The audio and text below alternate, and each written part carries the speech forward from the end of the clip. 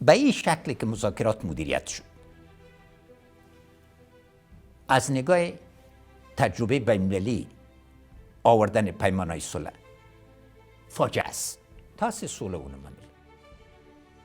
خارجیانو سره هم تړون وکړه، یو کال یو بریدم په خارجیانو باندې ونه کړه، افغانان هم ووځه. خلیلزاد با طرحهای خود و وعده‌های خود همه را تقسیم کرده بود قشر سیاسی افغانستان. آیا په واقعي توګه دا ځوانان چې د جنګ سالارانو اولاد وو دوی د افغانستان استازیتوب کولی شو یا د لویې جرګې وکړل؟ یو برخه د سیاسي قشر د افغانستان معامله وکړله، یو ولایت نه پس د بل ولایت. دکتر عبدالله مسئول عدم تحکیم جمهوریت است. نقطه کلیدی ای بود که آیا جمهوریت به جبر تسلیم میدیم؟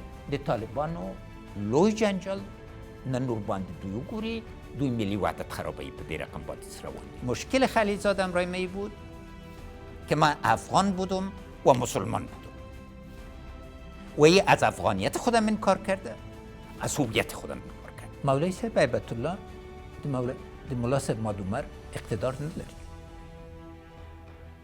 دوی وحدت په حقیقت که موجود نده. نظر شما را دقیق میخوایم بگوین، شما از مبارزه مسلحانه علیه طالبا از این استقبال میکنین، دفاع میکنین یا خیر؟